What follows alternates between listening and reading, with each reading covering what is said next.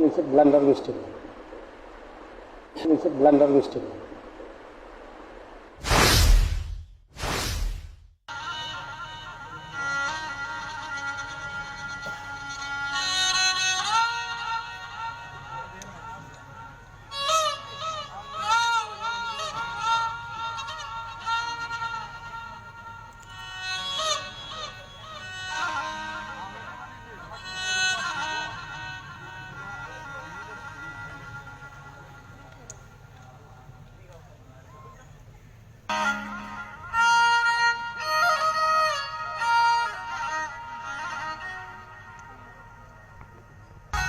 बर' हारिनि थामोनथाखौ रैखाथि खालामनो आरो आलादा बड'लेण्डखौ सोरजिनो हायै हाया सोमावसारनायखौ लांबाय था बुंदों बारग' MLA करेन्द्र बसुमतारी बिथाङा।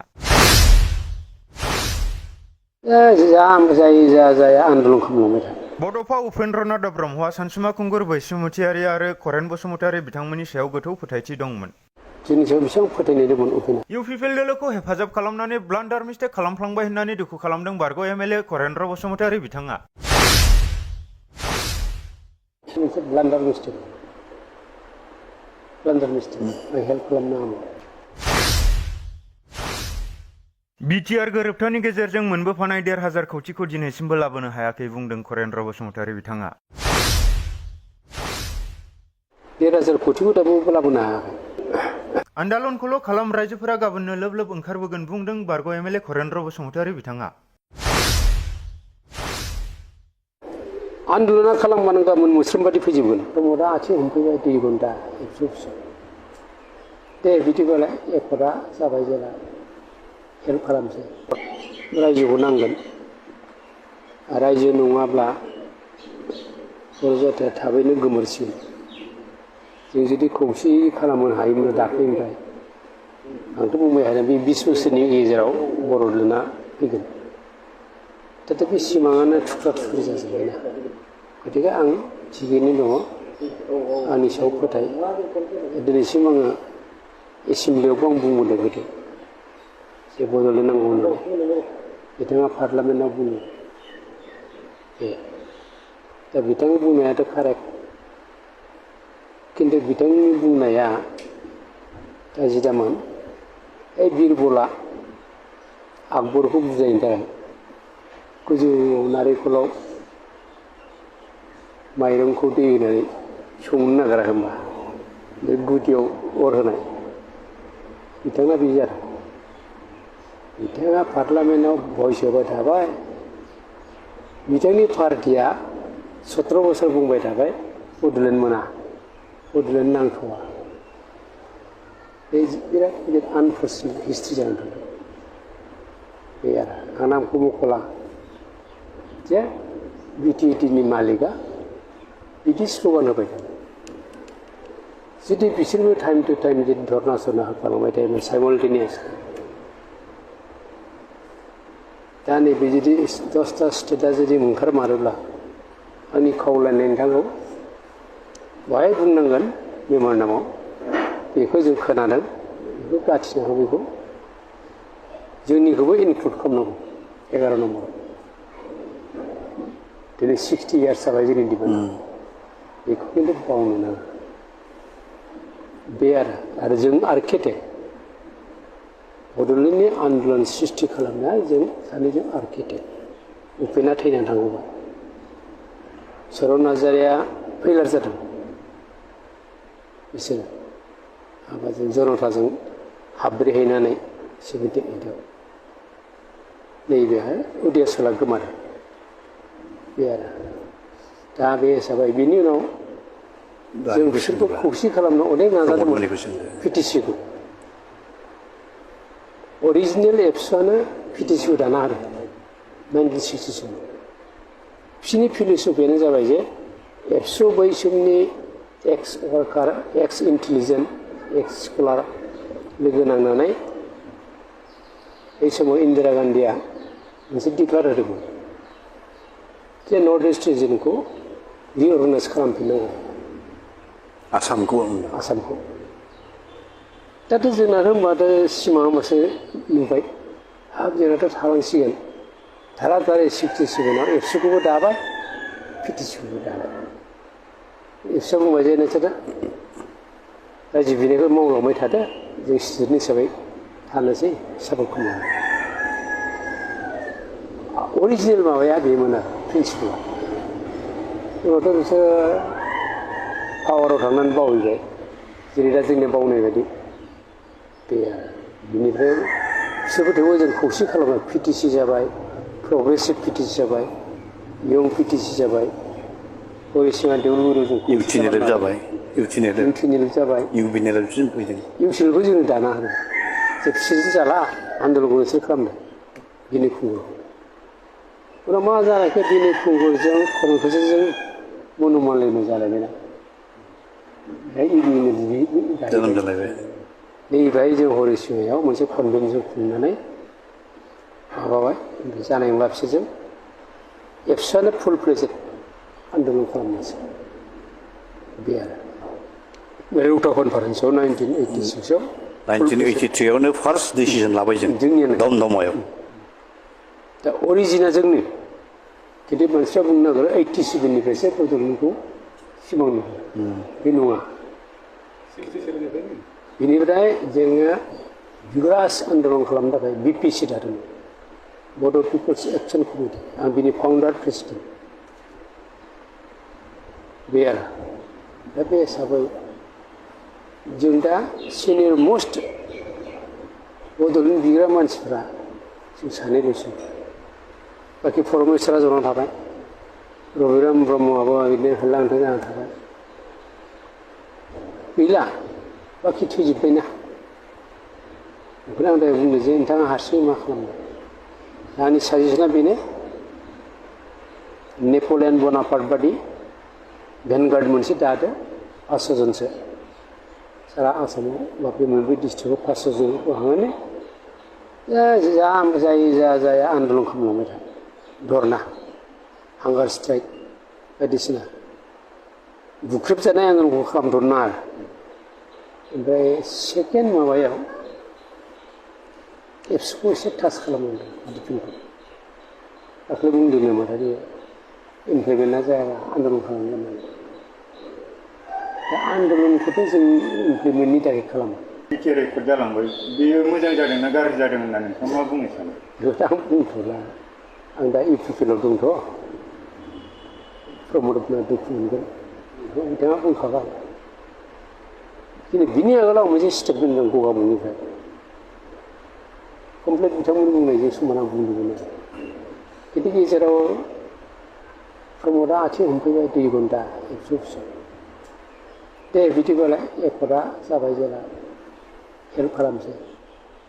दिनै आं हेल्प खालामामोनब्ला इउपिपिएलआ पावाराव फैया एटलिस्ट बनजारखौ फेजेननो हायामोन लोमस्रावखौ फेजेननो हायामोन अराङाव कपिलखौ फेजेननो हायामोन आंनि थाखाय हिस्ट्रि गिदिर मोनसे ब्लान्डार मिस्टेक आं हेल्प खालामनो हायामोन गाज्रि जादों दा बिसोर बिदि थगायगोन होननानै बोरै मिथियो चान्स लाफैबाय दा बिथांजों बेसेबां क्लेस जादों डाइलगाव गाबनो ओंखारलायलायोना गोदोनि नोंथांनि बे दुखुनि समाव बिथांमोना खबर लाफैदोंना लाफैया दाख्लै लेटेस्ट प्रमदआ फैदोंमोन ओमफ्राय पार्टि लाइनाव गैया डिस्ट्रिक्टआनो हक सेन्ट्रेलानो हक खिन्थु गासिबो लाजोब्बाय दे आंखौ सोरबा धोरोम आफाद माबा आफाद बायदिसिना बाथौ ब्रह्म ख्रिस्टान बिदि इन्डिभिजुवेल बिदिनो मास्टार सोर सोंबावनो लुबैयो दिनै बिटिआर रेकर्डनि उनाव सानफा एफा बिटिसिनि पावार एन्ड फांसनफोरा गुगालांनो हमदों बिनि बेलायाव नोंथांमोना मा बुंनो सानो बेखौ आं बुंथ'ला सम लागा आं बुंनोसै दाथ' जेबो गैला दा बेखौ नों सिन्था खालामनाङा दा जेबो गैला होनना हमनानै ला बर'आ जोबनायनि लामायाव बर'आथ' जोब्बायानोसै मा जोबनायनि लामा बर'आ जोब्बायब्रा खोनाबायबा बेखौ माथो दंबावो जोब्बाय नों मा जोबगोन होननानै बुंबा भुल जागोन दा बे खैफोदनि समाव जों बर' रायजो राजाया जोंनि मान आरो मोन्थाय जोंनि रैखाथिखौ लाखिनो थाखाय मा मावनाया मोजां बिथाङा नेलसन मेन्डेलानि रल लानांगौ आरो बिथाङा साइस्थ'आ मोजां साइस्थ'खौ एसे मोजां लाखि मलमै थाबा फैगोन क'क्राझारबो जेल जा आंथ' बुंखादों बे बाथासिफोराव गल्डेन जुबलिजों थाङाखैबा आरो बाइस फिसा बुंदों 500 जनसो थैबावनांगोन बड'लेण्ड खिन्थु सासेबो मानसि थैयालासिनो मोननो लुबैनाय बिदि आरो बेबो रिजाल्ट जागोन 500 जनसो थैबावनांगोन बड'लेण्ड मोननांगौबा बर'फ्राथ' थैनाय जायाना खिन्थु लिडारफोरनि स्टेरिं हमनाया थिग जानांगौ होमबा बे आरो ओमफ्राय नोंथांनि नेक्स्ट राइट लेफ्ट नोंथांनि जाहाथे नोंथांनि रेंकखौ हमनो हानाय बेखौ क्रिएट खालामनांगौ आन्दलन खालामनानै नोंथाङा जुदि बोरैबा दुख थैलांगारोबा बेमार आजार जानांगौ नेक्स्ट लिडारासो जागोन कमिटेड लिडारासो कमिटेड लिडारथ' आं नुवाखै ट्रेजेडिया बेनो दाथ' प्रफेसनेल जाजोब्बायना सार बे समाव बर' रायजो राजाफोरा फोथायनो खोब गोब्राब मोनबाय जों फिन आरो आलादा बड'लेण्डनि सोमावसारनाय बा जांख्रिथायखौ लाबोफिननो हाया जाबाय बे समाव रायजो राजाफोरा माबायदि फोथायगोनखौ मिजिंथियो बै आन्दलना खालामबानो गाबोन मुस्रोमबादि फैजोबगोन पाब्लिकआ बे आरो बिटिआरआ जेबोआनो जाला इमप्लिमेन्ट खालामनो हालाब्ला दिनै उपेन्द्रनाथ ब्रह्मआ सेन्ट्रेल इउनिभारसिटि दालाय खुन्थिया गायसननांसिगौमोन नङा होमबा NITनि खुन्थिया गायसननांसिगौमोन बेफोरजोंनो बर'फोरखौ आदुवा जाम्बा बानायनानै डाइभार्ट खालामदों बेखौ मोनबाय जेला बेखौ खालामनानै लागौ बे 5 बोसोराव 1,000 कोटिखौ दाबो लाबोनो हायाखै एककालीना माबा DPR हरनांगौनो दाबो DPRखौनो हरनो हायाखै डिपार्टमेन्ट प्रजेक्ट बोसोरनियाथ' बारलांसै आरो एकर्डनि बैसोआ बोसोरनै बारलांसै गोदान एकर्डनि बैसोआ ओरैनो दा आं सोरखौबा सोंखारिनि दखा गैया मैदेरा थांबाय थागोन सैमा सोंबाय थागोन बे स्ट्रेटेजिजों खारनांसिगोन बे आरो आं अपटिमिस्टिक रायजो राजाफ्रा बावाखै रायजो राजाफ्रा दाख्लै रामनाथ कबिना नोंथां नामखौसो नाम लादों जों सानसुमाखौ रबिन्द्र कुमार मोनदों एसे लाजि मोनदों सासे अफिसनि बिनि सालायाव फैदों दा मोनसे रेकर्ड थायो नेलसन मेन्डेलाया 27 बोसोर जेल जादों आयुआ गोलावखाय राष्ट्रपति जाफैबाय दा बे स्टाइलै खारनांगोन होननानै आं सानो जे रावखौबो गिनो नाङा दाथ' गथ' गथाय जाजोब्बाय गथ'फ्रा मा सिन्था बे बोराय बैसोआव जेलाव थाहैबानो जाबायना 3 माससो सार नोंथांमोननि दैदेननाय समाव लिभ एन्ड लेट लिभ दंमोन आरो डु एन्ड डाइ फर बड'लेण्ड बेबायदि स्ल'गान दंमोन दा बेखौ जों लाबोफिननो हायो नामा मानो हाया जानो डु अर डाइ बुंनानैबो 1135 शहीद जादों बिसिनि समाव दा थै BLTC गथै मिलायनानै 5,000 बावबाय NDP डु अर डाइखौ ओरैनो स्ल'गानखौ होआखैना बुजिबाय आरो जोंनि आन्दलन समाव लिडारफ्रासो सेक्रिफाइस खालामदों खिन्थु दानि आन्दलना थु होनगोन गाव आवगायनाय नङा फैलाय थु जोंनिया मा बालायराम बर'आ बे टप लिडार मार्टियार्स जादों सोमला बसुमतारी मार्टियार्स जादों सिलागां बसुमतारी मार्टियार जादों जोङो आदर्शखौ दिन्थिदों बालायराम बर'आ दा न'खराव रावबो गैला फंबायाबो थैदों टंकेश्वरा आन्दलनावनो थैदों जुलियानो जोब्बाय आरो बिबागिनाबो थैबावदों जोंनि समाव लिडारफ्रा जेरै बुङो ओरैनो जों थैदों बे लेमेना दा बहुद थैबाय गावलिया मानसिफ्रा सार बे समाव गोदोनि आखु आरो दानि आखुफोरनि गेजेराव पार्थक्य दं नामा होननानै सानो आकाश पाताल आकाश आरो पाताल दानि माबाया 3 बोसोरनि बारा आन्दलन खालामनो हाया जोंनाथ' आनलिमिटेड आन्दलना जोबागौ माने जों फसाया न' बां जिना फैनाय एखेबारे न'खरखौ जों नुला नङा होमबा दानाथ' बिदि गारनो हानाय नङा बिनि थाखाय आकाश होदों गोदोनि दिनावथ' साख्रि गारनाबाबो जाथिखौ सिबिबोदोंमोन साख्रिखौ गारदों रबिरामखौ जों गारहोदों दानियाथ' रावबो भुपेन ब्रह्म गारदों आं गारदों नोंथाङा गारदों आंबो गारदों आबो साख्रि दंमोन बेफोरखौ नोंसोर लिरनांगौ गोदोनिया बेबायदिमोन बे जायगानिफ्राय क'क्राझारसिम थाबायलाङो हादोरनाव दानि दैदेनगिरिफोरा गोबां नंखाय खोथा बुंबावोसो बेनि सायाव बेखौ बुंनो थांला बुंनो थांला सोर नंखाय बुंनो मा बुंनो देहानि रोगिजों भुगिनाङा सर्टकाटै बुंनोसै एप्रिलाव भेलराव थांदों भेलराव डिटेक्ट जाबाय लिम्फमा केन्सार ओमफ्राय बिनि प्रट'कलजोंनो दा डक्टर बि बरुवा केन्सार हस्पिटाल गुवाहाटि बाहाय केम'खौ लागासिनो दं 6टा केम' लानांगौ 6 मासाव दा गंब्रै थांबाय गंनै दंबावो आरो दा हामनाय हामैया आंनि खाफालनि खोथासो 4 स्टेजाव सहैबाय एसे लेट जाबाय आरो खिन्थु लिम्फमाया लिरनाय मथे किउरेबल खिन्थु किउरेबल माने लेट जायोबा लास्ट स्टेजाव सहैब्ला बहा थांना थायो मानसिया बे आरो नोंथाङा सानो नामा जिउ जोबजासिम बर' हारिखौ सिबिलांगोन होननानै आंथ' दा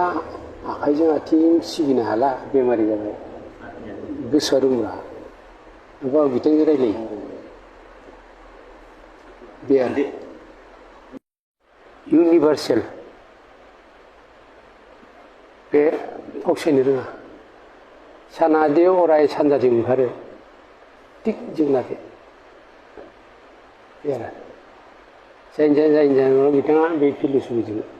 सारभाइभ जानानै दङ आंखौबोथ' गियोना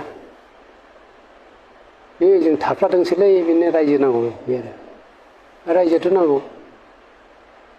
आंनि थाखाय नाङा जेनेरेसननि थाखाय नांगौ फिउचारनि थाखाय जाथिखौ दानानै गालांनाय मोनसे समनि नोंथांनिनो समनि बिथाङा सासे आबसुनि आफादगिरिमोन दा बिथाङा बेबायदि देहानि रोगिजों भुगिनांनानै दं बे समाव बिथांनि मोजां देहानि थाखाय इसोरनिसिम मा खावलायदों दा आङो बिथांखौ बे रोखोम अबस्थायाव गोग्लैनानै थानायखौ मिथिनाया खोब गदाय जागोन मिथिग्रो मोनानो आङो दहाय अदालगुरिसिम फैबाय थानाय समाव लामानिफ्रायनो फन हरनानै बिथांजों आङो रायज्लायदों सोंदों बिथाङा खिन्थादों गाव मा अबस्थायाव दङ दिनै अदालगुरियाव सफैग्रो मोनानो डाइरेक्ट बिथांखौ लोगो हमहैथारनांगौ साननानै आं दिनै बिथांनि न'आव सफैबाय लोगो मोननानै खोब गोजोननायबो मोनदों आरो आंनि असे सासे संग्रामि बिगियारि लोगोआ बेबायदि अबस्थायाव नुफैनानै आं गोसोआव खोब दुखु मोनदों आफा इसोरनि खाथियाव आं आर'ज गाबो जे बिथांनि लोमजानाय देहाया थाबैनो गोख्रों जाफिनथों बेरामनिफ्राय बारग'सार जानो हाथों इसोरा बोर हरथों इसोरनि खाथियाव आं आर'ज गाबबाय आरो उपेन्द्रनाथ ब्रह्मआ जेब्ला BPSCखौ दानायनि समाव मोनसे गिदिर खोथा बुंलांदों बे BPSC दानाय समाव आं थाङाखैमोन एबसेन्ट मानिबा खारनाव थालांदों बिथाङा दंमोन सुर्यपाताव गावनो सायख'दों जों सानैखौ जे बिथां सानैखौ मोनाब्ला आन्दलन खालामनो हानाय नङा आंखौ चेयारमेन बिथांखौ चिफ कनभेनार बे आरो ओमफ्राय जों बेसेबां इम्पर्टेन्टमोन जोंनि सायाव बेसेबां फोथायनाय दंमोन उपेना आंखौ एबसेन्टआवनो चेयारमेन बानायदों एसे गिदिर आन्दलन खालामनो जोंथ' खावलायनो लुबैयो जे बिथाङा बर' जाथिनि थाखायल' जिबनाव गोबां खामानि मावाखै सेक्रिफाइस खालामाखै आसाम हादोरनि थाखायबो बिथाङा जथेस्थ' सेक्रिफाइस खालामदों हादोरनि थाखायबो हिसाबै government of India Assam government बा BTC गभर्नमेन्टआ बिथांनो नांगौ रोखोम अनसुंथाइ हरनाया गाहाम होननानै आं सानो आरो हरनाय हरिया बिथांमोननि खोथासै आरोखि I pray the Almighty God for the immediate recovery of